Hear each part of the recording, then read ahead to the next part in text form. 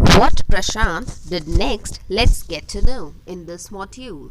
On the fifth day, a military helicopter flew over the shelter, the Red Cross shelter, which was there in Kalikuda village, and dropped some food parcels.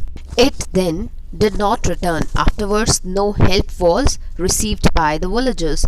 The youth task force gathered empty utensils from the shelter, utensils, dishes, containers for having food. Then they appointed the children to lie in the sand left by the waters around the shelter with these empty utensils on their stomachs to communicate, to convey to the passing helicopters that they were hungry. The message got through, the message was conveyed well, and after that the helicopter made regular rounds of the shelter, and this was how food was arranged, airdropping food and other basic needs. And for this too, credit goes to the young 19-year-old boy Prashant. Prashant found that a large number of children had been orphaned. They had lost their parents. He brought them together and put up a different shelter for them made up of polythene sheet. Women were mobilized. They were prepared to look after them, to look after the orphaned children, while the men secured food and materials for the shelter. So he distributed the work, and distributed work is done easily. As the weeks passed, Prashant was quick to recognize that the women and children were sinking. They were going deeper and deeper in their grief. They were not able to grip themselves. They could not control themselves, their emotions. He made the women ready to start working in the Food for Work program. So he somehow tried to engage them so that they could shoo their pain and sufferings away. And what he did for the children? He organized sports events for them. He himself loved to play cricket, and so he organized cricket matches for children. Again, we need to give credit to him as he could understand children's psychology well.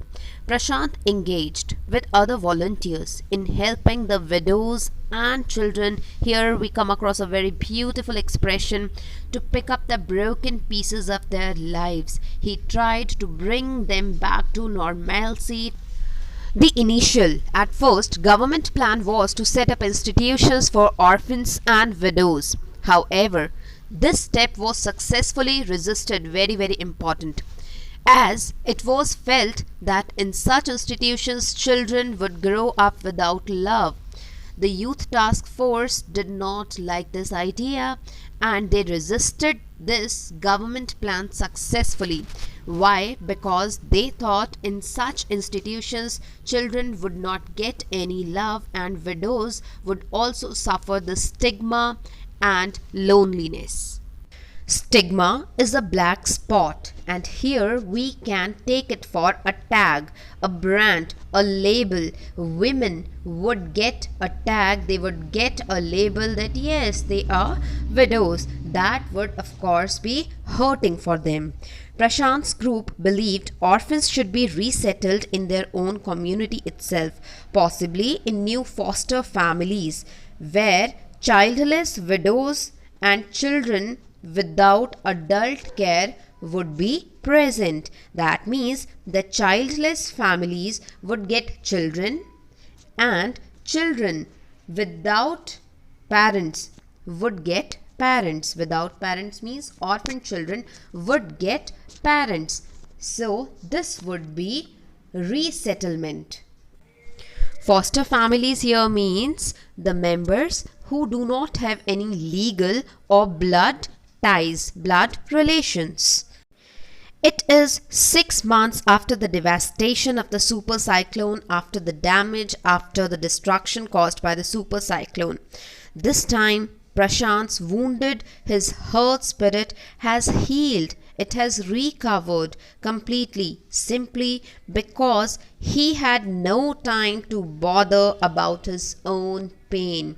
He is entirely selfless. He is a true altruist in the actual sense of the word. His handsome, youthful face is what the widows and orphan children of his village seek out.